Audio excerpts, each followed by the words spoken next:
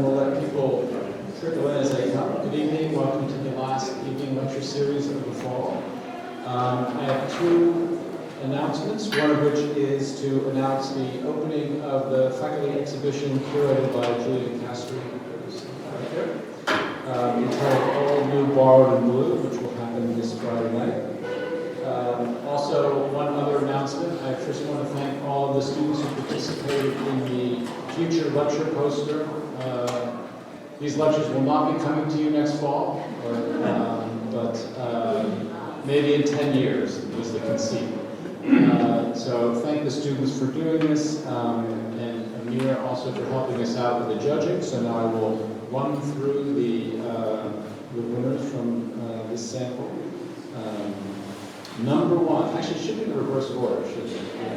Yeah. Well, unfortunately, just imagine that the first shall be last. But actually, first prize, Jimmy Carter.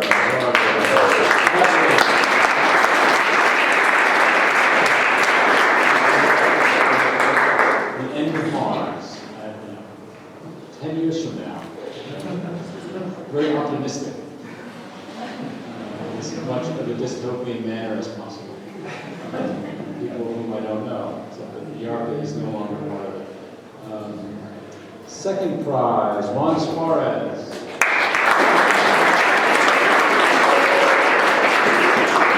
Very nicely designed, but with the exception of Sean's lecture series, I do not need to attend.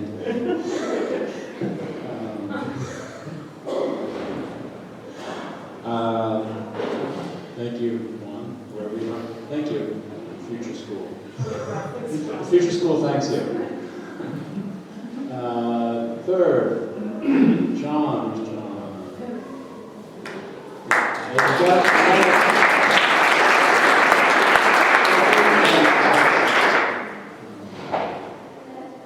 And our honorable mention, Jamie.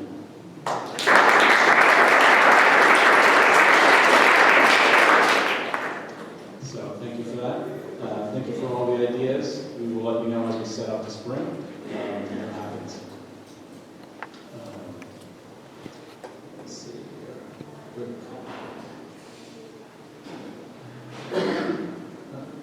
Oh, I should also announce while we were on the subject of parties, tonight after the lecture there will be a last evening reception, so after the lecture, drinks and snacks upstairs. Okay.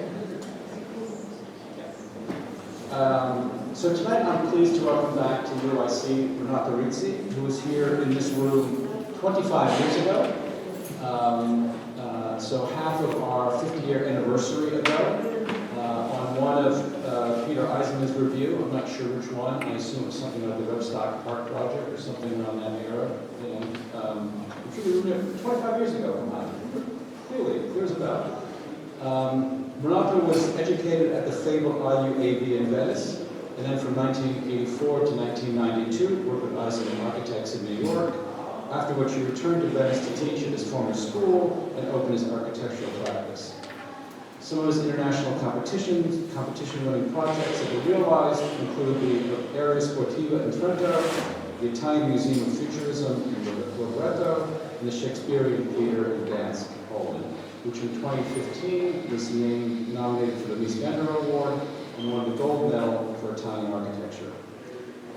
If you look in the CV, from competition to completion, each of these projects took plus or minus 10 years to realize, which testifies to the intense patience it takes to be an architect. When I asked Renato the other day how his office was, he said, he had many projects but zero jobs. Which I think is the classic definition of the architect, maybe the classic dilemma of the architect, and maybe as opposed to the professional, service professional who has many jobs but no project. Renato's work has appeared in many exhibitions, including the Venice Biennale several times, the École des Beaux-Arts, the Pompidou Center, the CCA, and others, and the work has been published in Domus, Mark, Architectural Review, Detail, Arca, Bauwelt, Architectura Viva, just to mention a few. I should say it was Pier Paolo Tamburelli, our second Garofalo Fellow letter to Renato in the first issue of Flat Out that reintroduced me to the work, so I'm very grateful to that connection. Renato is a classic architect, also a deeply philosophical architect, and one who sees writings as one of the duties of an architect. And his own writings, not his published work, but his writings, have appeared in Lotus, Avatari, Area, Domus, and most of the annual Any publications starting in 1991. He's the author of many monographic works, from La Fine del Classico in 1987 to Parma in Attesa in 2013. He's translated the work of John Haydick into Italian and written very interestingly on Haydick's work, which I think some of that effect you might even see in the dance theater that we'll show tonight. Throughout Renato's work, one understands the specificity of architectural knowledge and the centrality both of forms and words, or aesthetics and theory, which makes him an untimely figure in architecture today, and I like to think also a role model for us as well. Despite all this erudition and rigor, there is another side to Renato, which goes back to our last collaboration 25 years ago, when we find ourselves in a Tokyo karaoke bar doing a duet to the Beatles' Get Back. I kid you not. It's hard to believe, but it's true. Rest assured that for our reunion tonight, we will not repeat that performance. But I will say that Renato was much better at capturing the sound of Paul McCartney in English. Please join me in welcoming Renato Rizzi.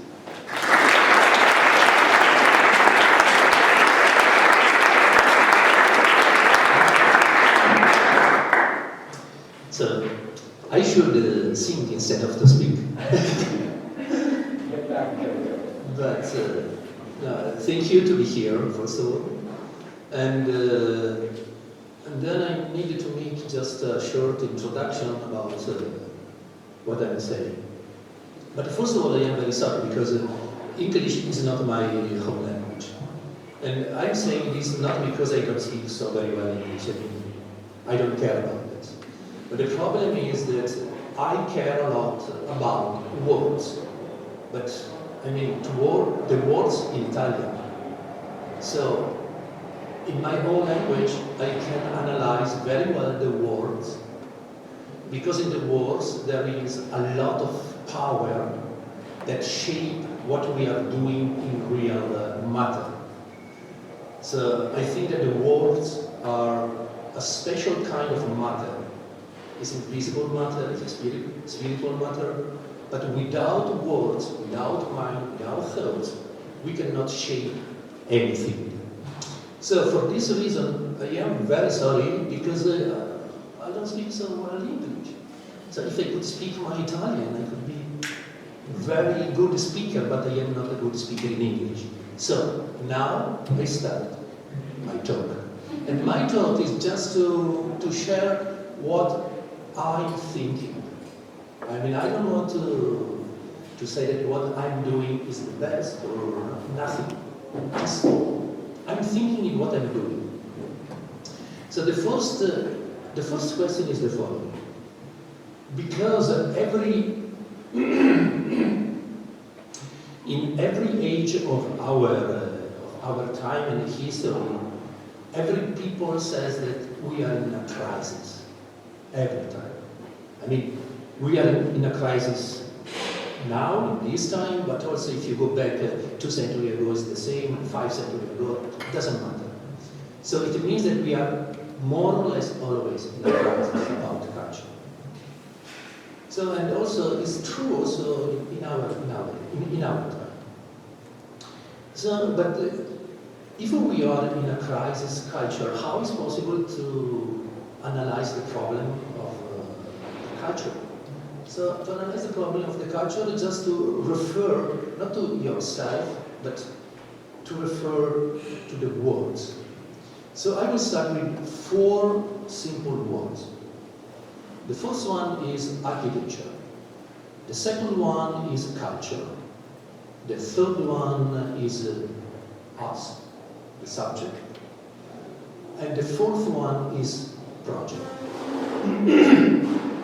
So all these 4 different terms are different meanings, but they have the same sense.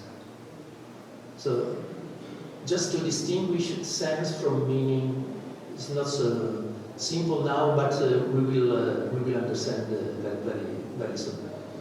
And also, these four words, they have the same structure, but different, how do you say, different horizon for language. But they have the same structure. So I start with the first one, architecture. So, architecture, just, forget where we are.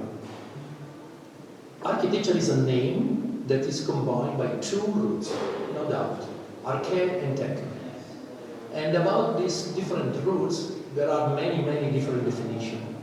Okay, we can start from the Greek knowledge and come back to our time, but I want to avoid to analyze the epistemic of this word.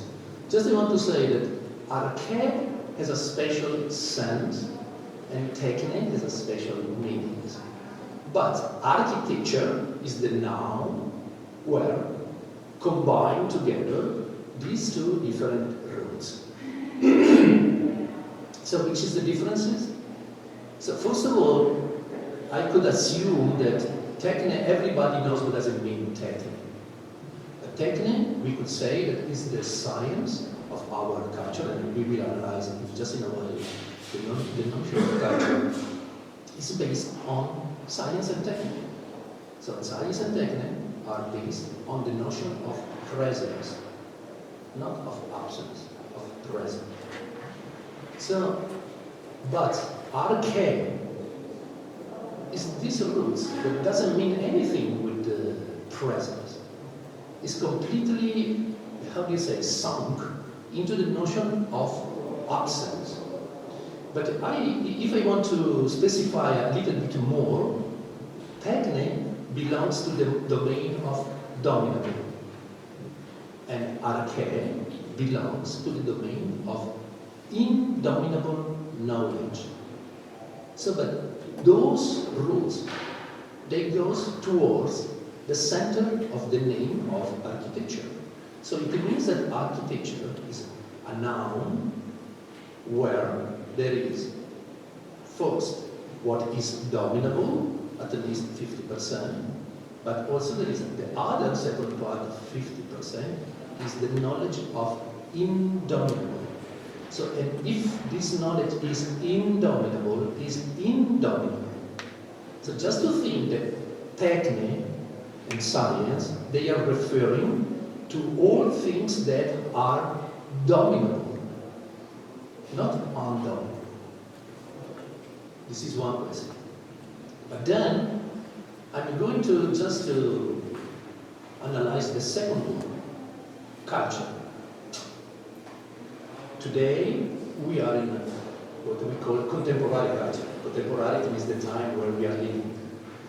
And the question is, which is the paradigm of this contemporary culture? The paradigm of contemporary culture is the paradigm of techne and science. So, but the techne and science, I said just before, that belongs to the domain of dominable. But one question, where comes our knowledge of today? And where comes the knowledge of techne and science? I mean, techne and science doesn't, how do you say, born 5 centuries ago. They born much longer. So the question is, if we make just, we try to make this example, if we go back at the origin of our life, 1 million years ago, and the men were in a forest or whatever you want, what's happened with the knowledge? Where comes the knowledge? So to be very short in this case, the knowledge comes from the appear. So first is the appear, because the world, the universe, the stars, everything is before us. Then there are also our body, and we are there, and we analyze, we are interpret what we see. But we interpret what we see, in the same times we interpret also what we perceive. So it means that we have the eyes to see the external world, and we have also the mind to perceive our internal world. So, if the culture comes, first of all, from what is the appear, the noun, not the verb, the appear. And the appear is not appearance, appear. And we can change also this name, and we could say also that appear is aesthetic. Because aesthetic is the noun where it means to perceive with our eyes and to perceive also with our mind. So, and we can perceive also with the all senses, with the hear, nose, with our skin, with the tongue, with everything. So, but before there is to appear, and then there is the meaning of our science. So, but the question is, what does it mean, the appear? The appear, it means that all aesthetic is before us. So, and everything belongs to this notion of to appear. Everything appear, no doubt, visible and invisible. This is without any question. And then there is the second rule or the second law about this.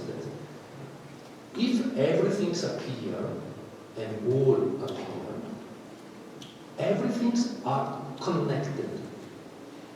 There is a relationship between all things, because we can see everything with our eyes, we can perceive it with our mind, but also this chair is able to see the floor could be the ceiling could be the facade, and go on and go on and go on, and at least at the end or at the border of the universe, no doubt.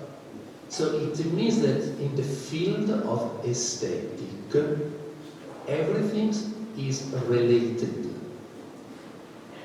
Yes, but if we go back now to our age, the technique and science says to us that everything is unrelated, because technique and science are based on the notion of becoming. So it means that from nothing we can produce something, and then this something can go back again to nothingness. So it means that we are the demiurgos or the kings of what we are doing. But technique and science belongs only to the second part of the name of architecture. And the first part is completely gone, it's completely disappeared. Nothing exists. Yes, but the aesthetic is impossible to avoid the aesthetic or the appear, because it's still there. And if we forgot this, it means that the appear, it works in any case, and it works with his absence, with violence, with the nonsense, with the banal, with the without meanings, what we are doing every day around our city. So, what I want to just to point out is that our culture today is in contradiction with the name or the value of the name of architecture, because architecture is this name made by two roots. 50% is indomitable and 50% is dominant. But today we are completely inside the frame of technique and science. Absolutely. But to understand better this, just we make one step further, and we speak about who is the subject. So the subject is us. I'm speaking now about us. So, first of all, very simple. All the rules of law in technique doesn't do anything with us. Because the technique and science just is a jump, they jump what is our individuality. But we are individual. But individual is a neutral term.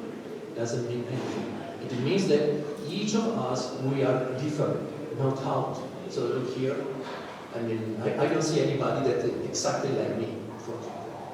So, but in this question, it means that we are individual, but we have the same structure as architecture. So the same structure is, we have a body, and this is our particularity, and this is our physical aspect, but also our interiority. What is? Who sees our interiority? Nobody. Just we can perceive something, but it means that we are in between two worlds. One is the external one, and the second is the internal one. Yes, but the internal one is invisible. The external one is visible. But also, we could say that just a little part is under our domain, but the major part of us is out of our domain, completely out. So it means that I would like to ask you now, how, I mean, we can see more or less how big is the universe, the real world outside us. Because if we use a telescope, we can see many, many things, or we can fly in the space, it doesn't matter. But now I ask you, and how big is our interiority? Is it as big as our body, or is it smaller or bigger? I think it's very, very big, because, I mean, we can think the endless time, the eternal, the universe, the joy, the pain, everything. So it means that our interiority is big as the universe. So if I want to be very strict and very simple, we are in between two universes. One, that is the same universe. One is the physical, and the other one is what is invisible. That's inside us. But we are like, how do you say, a hourglass, just to use one example. The hourglass has two faces. One is the universal universe, and the other one is the invisible universe. And we are the neck of this. And the neck, it means that we are a matrix of these two universes. So it means that our body is not just a body. It's something that links a very endless dimension of our interiority. And this interiority is the same question that goes into the notion of arche. Because arche and techne has the same structure. It's like, again, another hourglass between techne and arche. The same question is our culture, because also the culture, we are, at the beginning, everything is connected.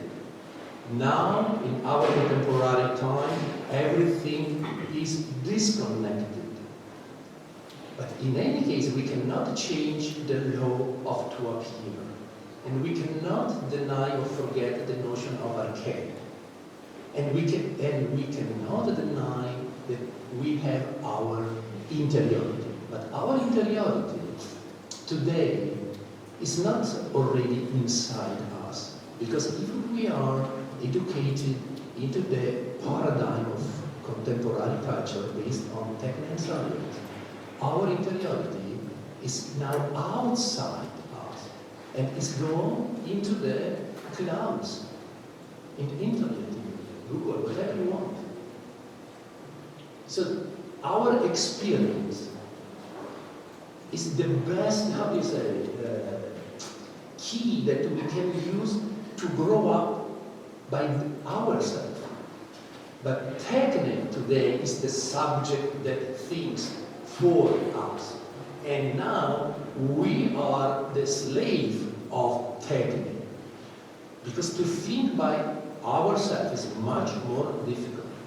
So, it means that our individuality today is gone exactly into the notion of arbitrariness. And today the worst noun or the worst word that we can use is aesthetic. Because aesthetic is something that belongs just to us. No, aesthetic is what is, how do you say, we cannot overwhelm, we cannot overcome. We cannot go beyond aesthetic. Because even though we see with our eyes, even though we perceive it with our mind, doesn't matter if it's visible or invisible, everything is aesthetic. No question. You can think how much as you want, but the aesthetic is the last level of our experience. But what I argue is this question. That technique and science produce formula, procedures, rules, law, whatever you want. But the question of shape, technique and science, they cannot say anything.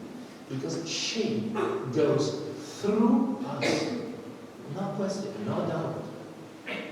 We are the only one that we can work with shape. But the shape, to shape a shape, it means for us to understand what is the external world, but also we need to understand very well what is our internal world, our interior.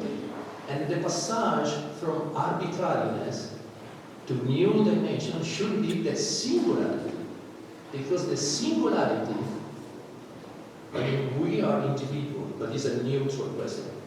Now we are towards the notion of arbitrariness. But arbitrariness, it means to be anonymous, to be none, zero. But each of us has a singularity, because the singularity is the relation between our particularity with our universality. But I need just a little bit of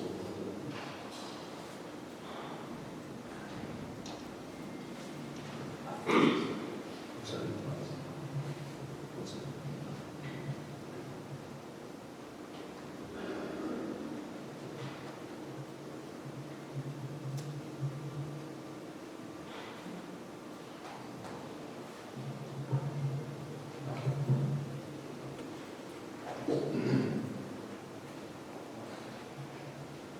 So, but just to go back again to be a little bit more precise. So when we say that we are contemporary of our time, I mean, I would like to say, to ask, what does it mean this? What does it mean to be contemporary? There are two possibilities.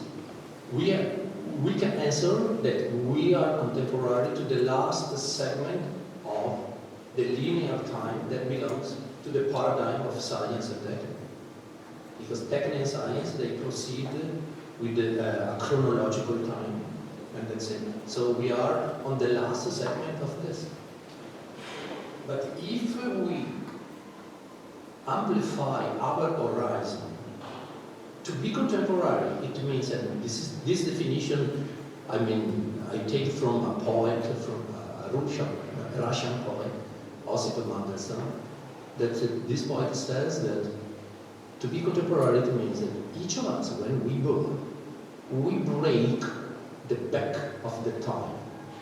And only our world is able to make a bridge above this breaking.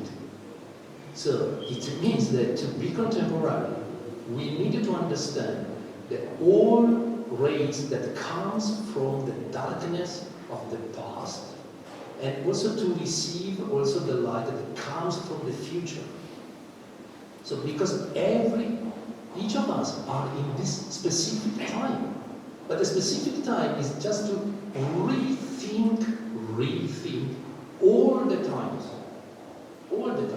So in this case, it means that individuality is not anymore arbitrariness, but is singularity. In this case, the shape of what we are doing is the conjunction between two directions. One belongs to us, and the other one belongs to the whole horizon of humankind knowledge. So that implies a new responsibilities, a new effort. But this is our role on this earth. And then just I want to close more or less this introduction with the last word, and is the project. So also the project, if the project belongs to the paradigm of technical and science, I mean we know perfectly what we do. We just apply the rules, law, everything, and then we do this. But at the end, the question of shape or the value of aesthetic is just something like this. And everybody says, okay, I like it, I like. Yes, you can change, but this is the real question. But if you apply very well the rules, you are safe. Because it means that your project belongs to the paradigm of this kind of culture. But the question of aesthetic. So the project, also the project has the same structure of culture of architecture. So the project is one point that relates two different directions. One direction comes from the real world, and we need to analyze the real world with rationality and the logic and analysis. Okay, and this is one direction. But the other direction comes from the indomitable world, and the only way to approach the indomitable world is the contemplation. To contemplate. And contemplate, the only device that we can use is the representation. Because we can contemplate the entire world, the entire horizon of our time, and then we can just catch something, just a little bit. And this a little bit can infect very well our work. Without these two directions, our work doesn't do anything. That doesn't make any value.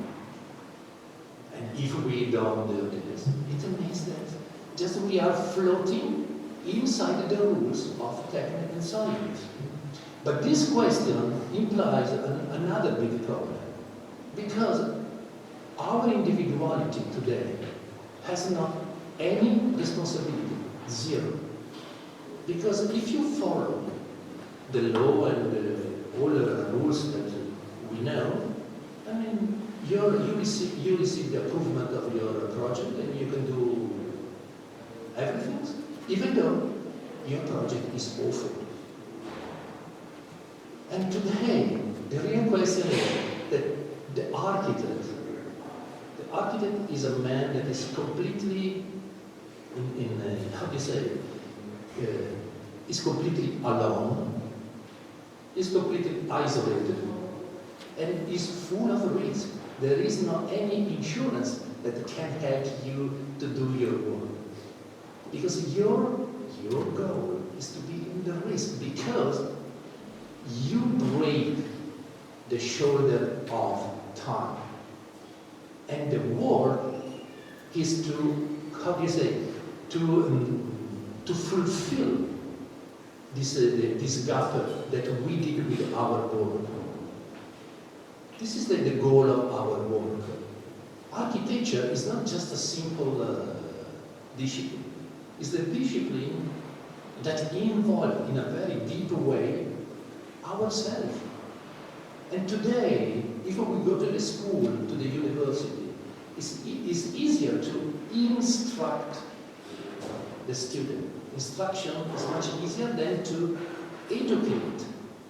Because the difference is that when you instruct, just you give to the people rules, anonymous rules.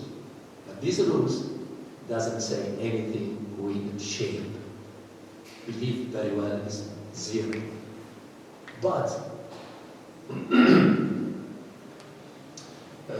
but if you want, instead of to instruct, to educate, education in English is very important because before to speak about English now, I need to use this German term.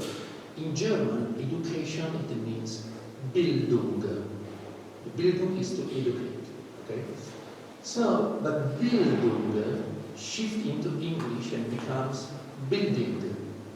And to build is a deformation of build in German. Build in German language, it means image.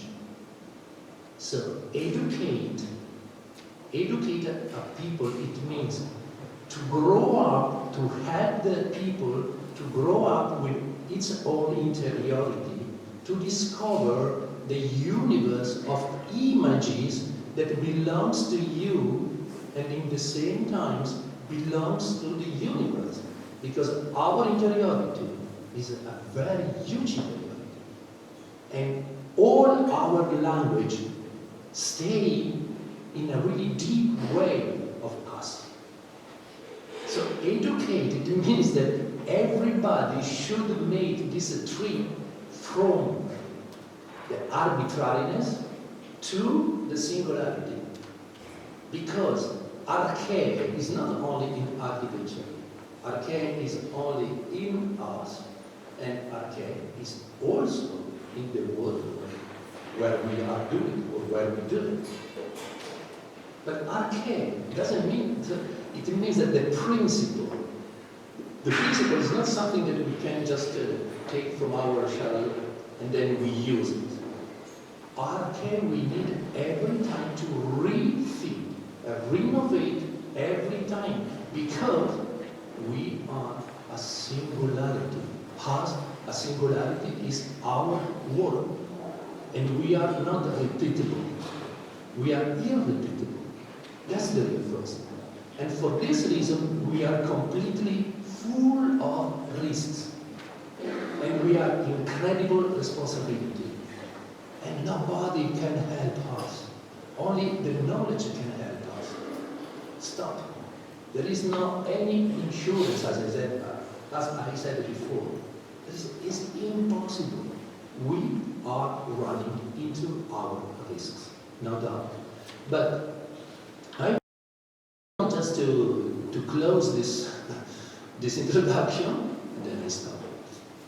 Because I would like just to use one myth, just to explain better if maybe I was not so clear. So I use the myth of Orfeo, is clear in English? Orfeo, the religion? How do you say it? I'm sorry? Orpheus and the religion. All of you knows this myth, right? So, no? So Orfeo, he's a great poet. And he's a god, no doubt, because he's a Greek myth. And this poet lost his lover, Eurydice. So the lover, his lover, went to the hell. So he was full of pain, and he started to produce incredible work. For him, it was to sing very well. And he was able to be listened from the other gods. And all gods, they came together and they asked what's happened with Orfeo. They said, I want to go to the hell to bring back my lover. And they said, okay, so you can go down, you can take Eurydice and come back, but please be careful, don't turn your face because otherwise you will lose everything. I said, okay, I do this. So Orfeo, he went down to the hell. He found Eurydice, he brought Eurydice with him, and when just he was almost out of the hell, he said, turned his face, and everything's gone. Which is the meaning of this? The meaning is very important. So, just the things.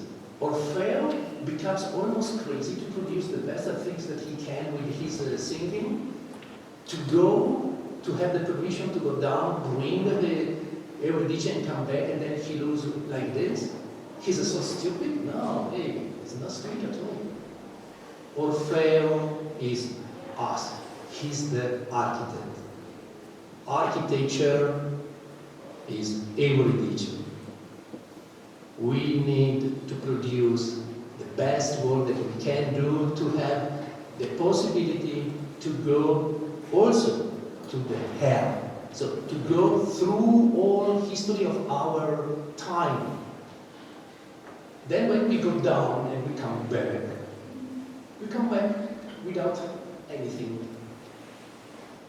Because architecture is indomitable.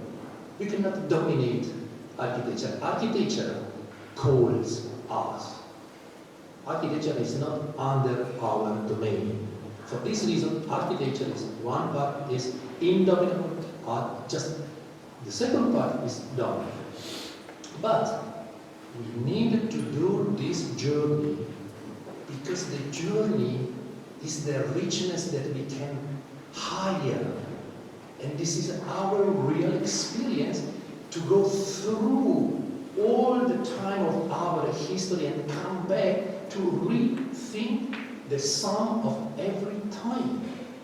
That's the question that we have to do in our work. So it's completely different if we are staying inside the paradigm of tech and science. Because we need just our computer and just we need to have the updated and then and we do this. Yes, but arche in architecture, arche in culture, arche in us, arche in the project. All this part has a, how do you say, a cycle structure.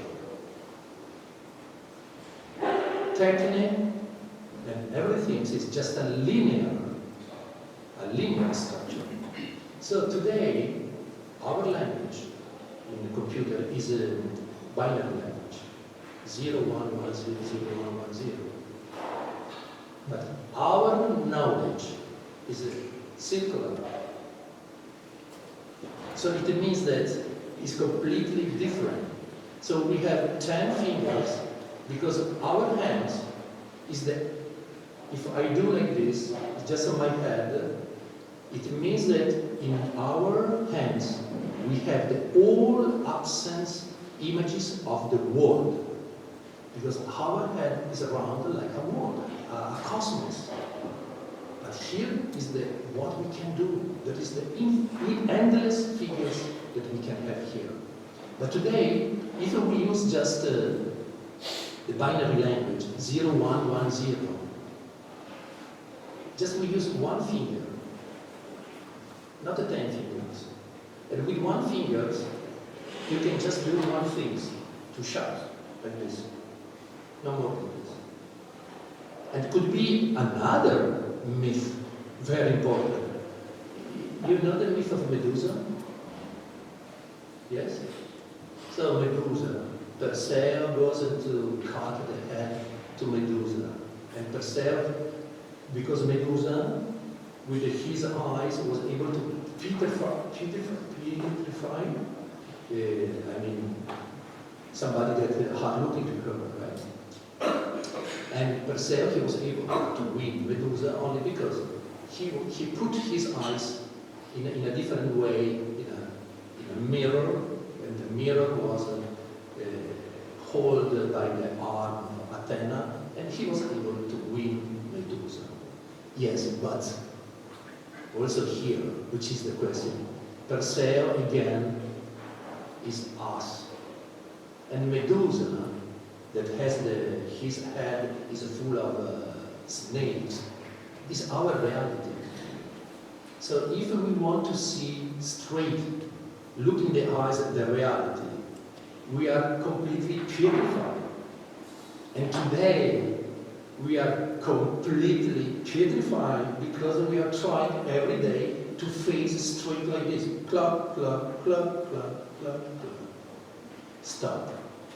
So, the third eye, it means that if we don't have a knowledge of metaphysical knowledge, or transcendental, whatever you want, we cannot face our reality, because the reality is stronger than us. That's the question. Stronger. Yes, I want to ask you, what does it mean reality? Reality, and now I stop, needs the notion of economy. Today, economy is the economy inside the paradigm of technique and science. So you have to be fast. If you are very, very fast, you are very, very intelligent. You are very, very clever. You say, sure, 0, 1, 1, 0. You don't see anything, but you are very clever. So an economy becomes also, how do you say, a vector very important to decide if the work is good or bad. But the economy is another meaning, because if the economy face the entire horizon that I described, it means that to be real, it means to connect in a very straight way what is metaphysical with physical. It means that architecture, we need to put together arche with technique. The project is two directions that goes from the real world and from also the other direction that comes from the transcendental world. So, this is real. The real is not what we think today, or what we believe that technical science says to us, because we are inside a faith of technique. Just a faith. Even though we are in atheo, how do you say atheo? Without a God. Our time is without a God. Atheo? How do you say? Okay. But our God today, and we pray every day, is technique. And every day we pray technique to heaven, to give us everything. So, I stop. This is technique for you. This is just one part. And I spoke also fluent. So, now, I don't know, sorry. You told me something. Look, I push here.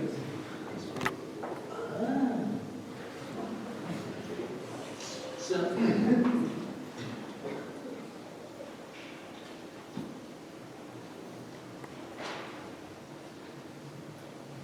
okay. So, very, very quick.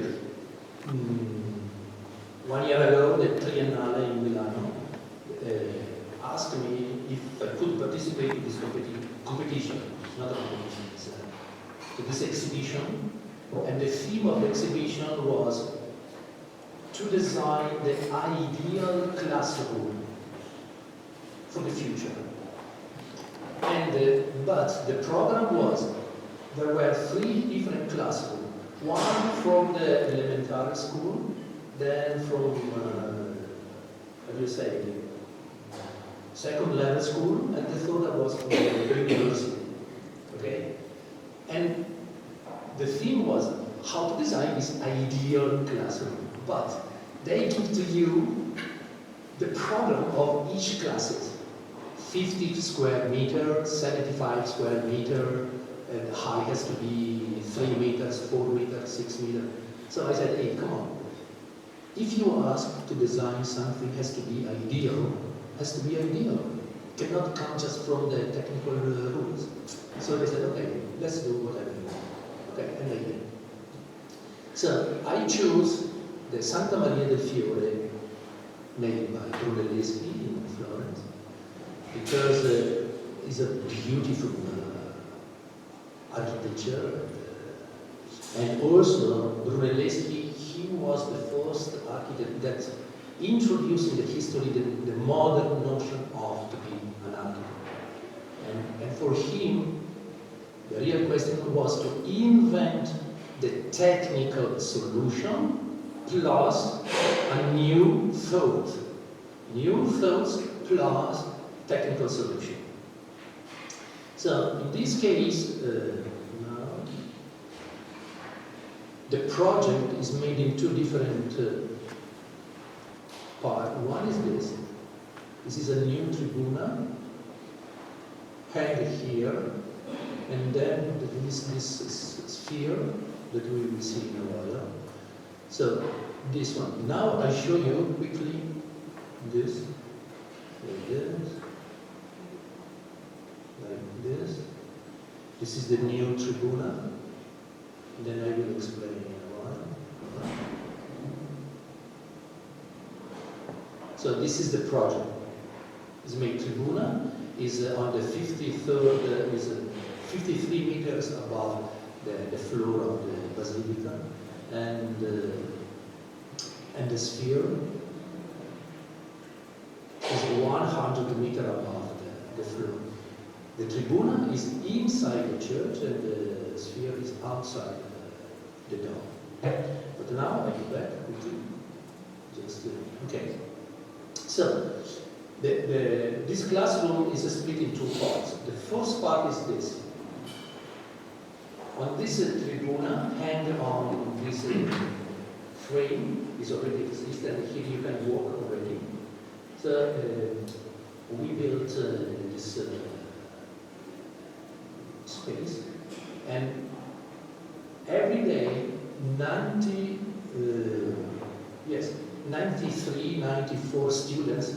They go every day and they sit down here, and there is one teacher, and all the students they started to analyze the question of what is fundamental or fundamentals in all different disciplines: architecture, poetry, theology, physics, mathematics, whatever you want. So these students, they will stay here all day from 9 in the morning to the evening for 3 full months. After 3 full months, other 90, 95 students, they go here for one entire year. So in 1 year, it will be 365 students that they spend their time to understand what is fundamentals. So, but the real question is that the students are here. Their feet are floating on this floor. This is an abyss down 53 meters lower, but also they are under this dome, and from here to here is about this height 45 meters. But here there is the universal judgment, painted by Vasari.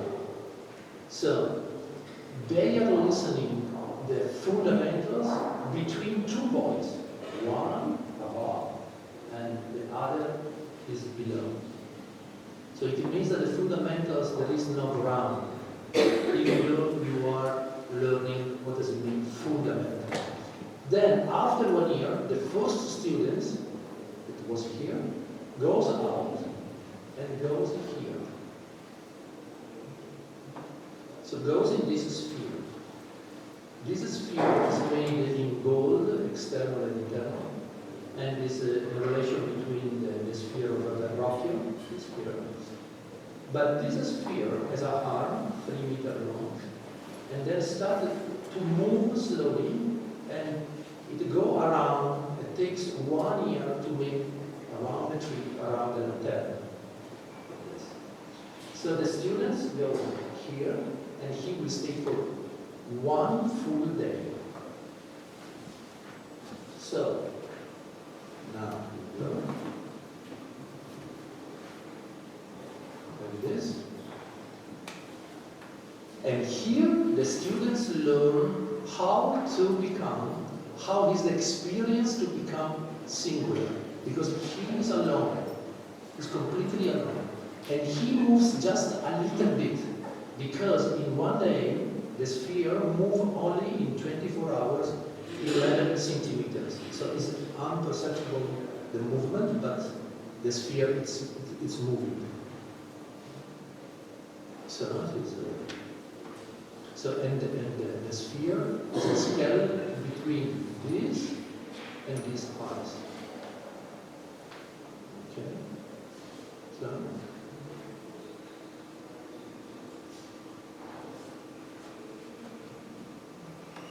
So just to say, I did this because in the same time, around the 16th century, Galileo Galilei, he discovered the satellite of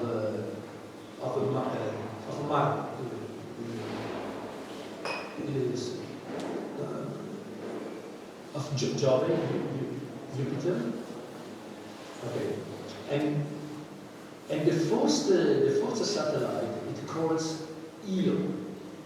It was also a god in the mythological Greek mythology. But Io, in this case, is changed because this sphere doesn't call Io, I, but it becomes the singularity. The singularity, it means that you have to learn all the fundamentals that you apprehend, stay here for 3 months, and every season change, and then you will go here. So that's more or less in a very bad explanation.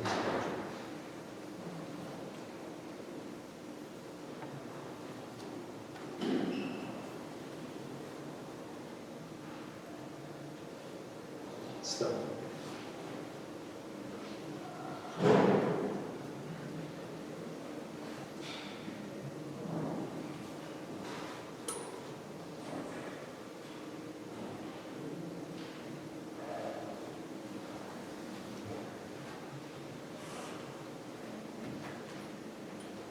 So I want to be very quick. I wouldn't like to say anything else. So this is the dance, and where I designed and we built this Elizabethan theater. And this is a plaster model of the city in the 17th century. This here, and the place of the theater is around here. But before to design everything, we do many different models about different time, and about models for landscape or history or literature, whatever.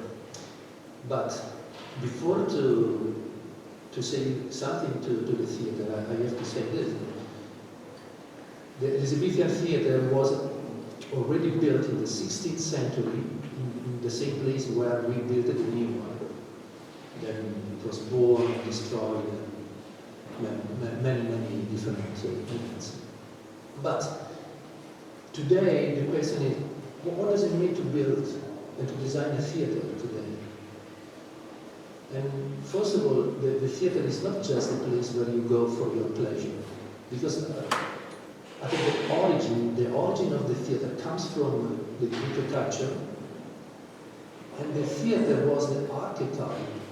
After that, it was able to build the polis, the city. Because the theater were the place where all citizens went to see something very important. And what it was the passage from the truth, from mythos to philosophy, because the mythos were losing the capability of truth, and in the same times the reason it was burning up, and so and the citizen, they were needed to understand what does it mean, this passage from the truth. So the theater is the archetype for the city. So one is this. Second, in the 16th century, the Elizabethan theater was just Elizabethan. It means that the theater was just a square or a round, and the center of the scene is the center of the public audience. But then the competition, they wanted also to have the Italian theater. But in the Italian theater, the topic point of the scene is just outside the public space for spectator, because it's on the endless. So there were a contradiction between Elizabethan and Italian theater. So the question was that this theater had to be an experimental theater. So, and then the competition was held in the 2004. In the 2004, the Poland became the partner of economic European economy.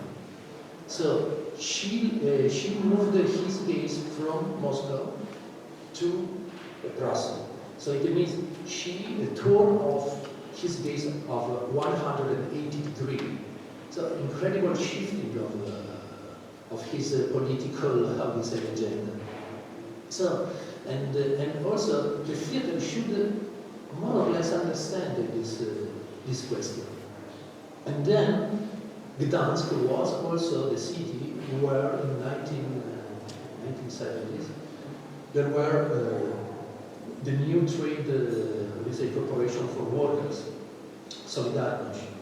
And the Solidarność was the worker that they were working in the shipyard to make. But at that time, the strike was illegal.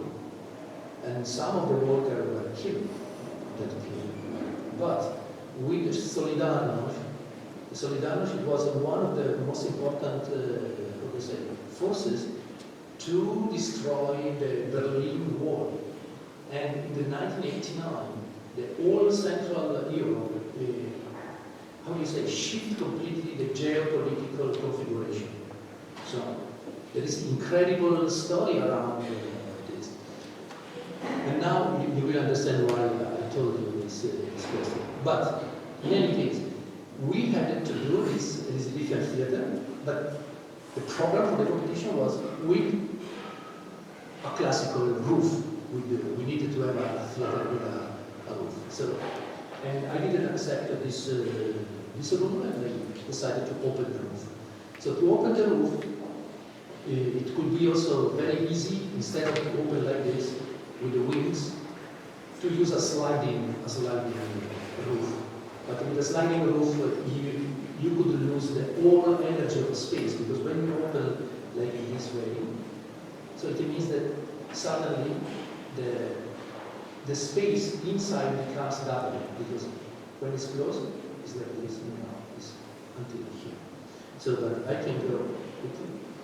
So this is the most principal element of the project.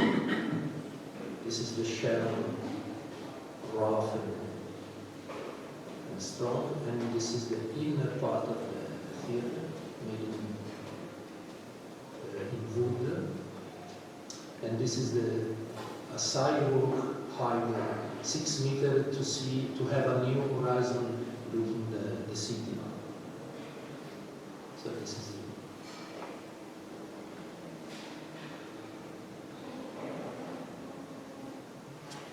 So now some images about more or less the final construction. So for sure, to open the roof, it has been a big problem, because when you have some wings on your roof, there is a very strong forces that you need to arrange very well, because the forces on the top of the wings are very strong, and also the wall has to be calculated in a very perfect way, and also the shape of the building became under this kind of question. So then I use only one color and one material, so put it dark blue. Because this theater, it has been used inside and outside like a theater. So the actors, they can play their performance also hanging the wall or coming down the wall, terrace, everything. So the body of the building is used in all its parts. But also, there is another question, Shakespeare. This is a Shakespearean theater. He says that all the world is a stage, you know. Yes, but I mean, in this case, all the world is a stage. For us, it means that the sky covers the whole world like a stage. And the fourth stage was exactly the wings of the roof, so the vertical stage. So that's good.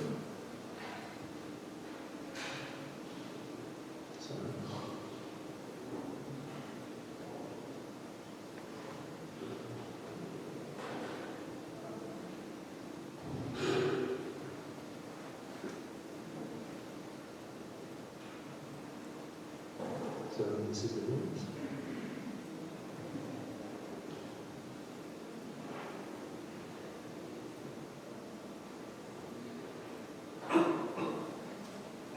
So some part of during the construction of this is the mechanical system to open the wings made in Spain.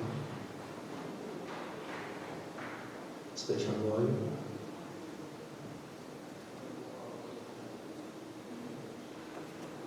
The model before to start. Under construction.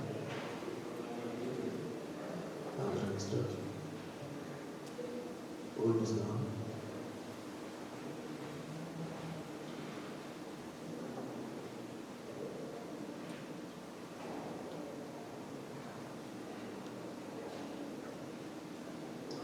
So now two words about this.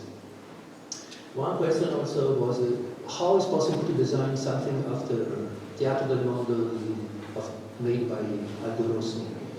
And Teatro del Mondo, here, this is Saluto's church in Venice. The real fascination of this theater was just one thing, that it has been built. His life was just 6 months and then disappear. So, when an architecture appears and then disappear, it's like also a god. But in this case, the Teatro del Mondo is like apparition. And then, how is it possible to build something after the notion of apparition? So, when I designed the Elizabethan theater in dance, I use another term, very important, and very close to apparition. Is that in Italian and in Greek is kenosis. Kenosis, it means the emptying, to be void, to emptied. And are both theological terms. But I need to say something about theological now. Theology is not anymore the notion that we understand about our traditional meaning. Because theology comes from theos, or theoi. It means to whom they look from the origin. And they look the entire cosmos, and in the same time they read all particular of this cosmos. So it's the most important noun for to say aesthetic. That's the question.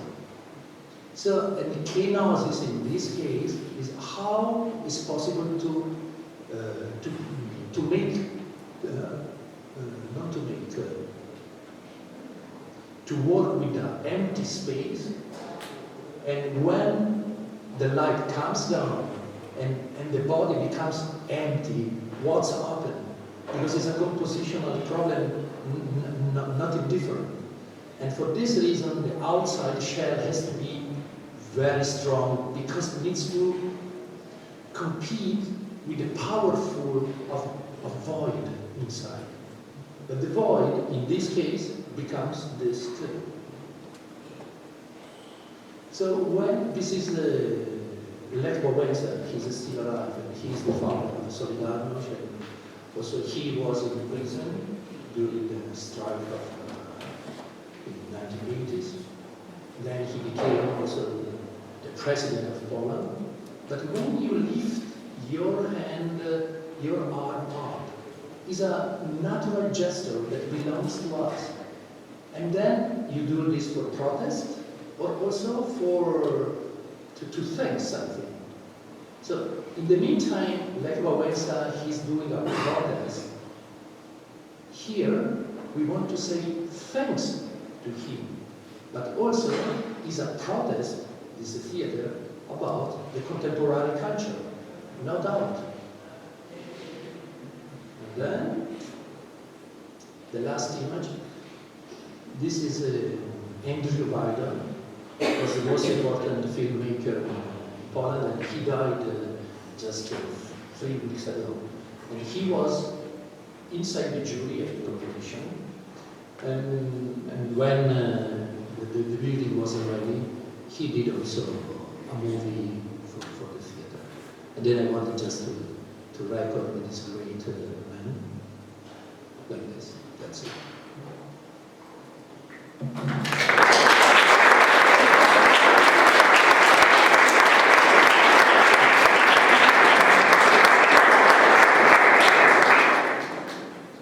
Take one or two public questions before we go up for refreshments.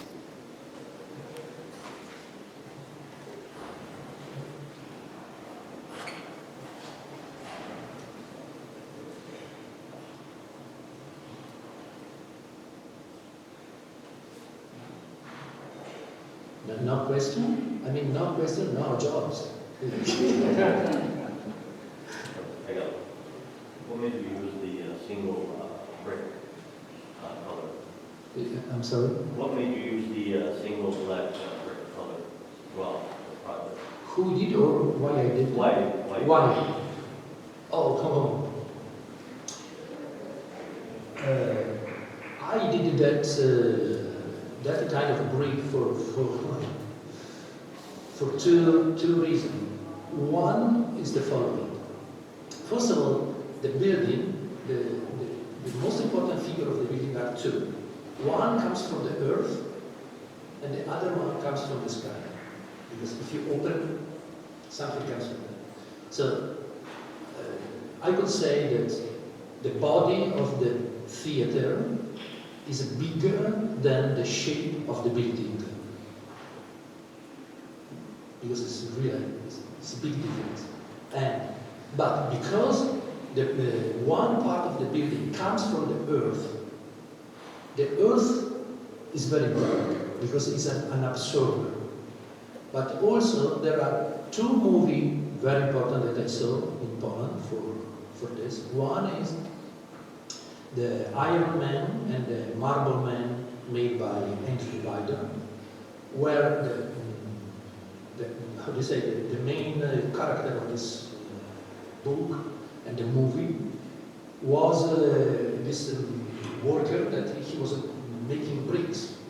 And because he was doing very fast and he produced a lot of bricks, his friends, they were against him and they gave to him a bone in the wood and burned his hands.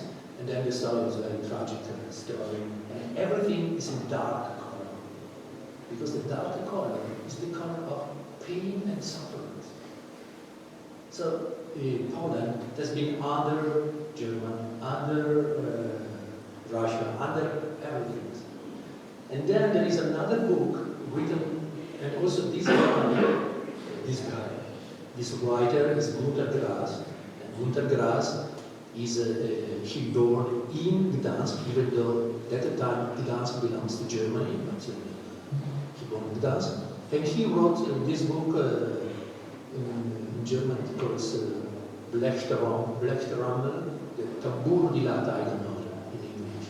It's this little child that he doesn't want to grow up, because this is a metaphor about the negative ideology between Germany and Russia, that he refused to be under this kind of ideology. So, and this guy, this little child, he has incredible power, and then when he screamed, he broke every window, every glasses. So, and I use this screen to open the roof, one. But second, Schlöndorff is another filmmaker from Germany. He did a movie about this book. And the movie, at the beginning, is very interesting because there is the land of Earth in Poland, very dark, very cool time. And there is one guy that is running because he wants to escape from the soldier that they are running to him. But everything is flat, there is no possibility to be hidden. And then this guy, he show a woman sitting down in the middle of the country, that he's eating all the potatoes that he found on the earth. And he just jumped under his, habits, and he was staying inside this woman. And then the soldier, they came and they said, oh, did you see a man running by here? I said, oh, no, I'm only going over there. Yes, but the woman was dressed in black. And the earth is very dark and rough. So I use this for this reason. But the inside, the theater, when you open, is full of light. It's unbelievable, full of light. And the full of light is even stronger than the darkness of the brick. So if you don't have something strong that is able to embrace these forces that comes from above, you destroy everything. So there is in this project, there is a lot of many different conflicts between darkness and lightness and pressure. There are many different pressure inside. And try to measure all these kind of forces, because one question is for me that all images, all what we call images, are forces. And all images are invisible. What we see only the aspect of the images, but not images. Because the images are always inside us, or inside the object. And when we shape, and the images are shaping our shape. So, but if we don't know, if we don't have this kind of consciousness, it's difficult. In this case, it's also is a critique of our contemporary age, because in our today it's easy to work with different materials, very light materials, very thin. This somehow is a statement, but it's a statement of architecture.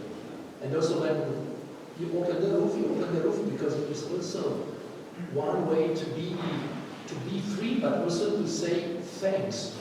Not only to be, this is the rebellion of the building in this case, is just to be mute.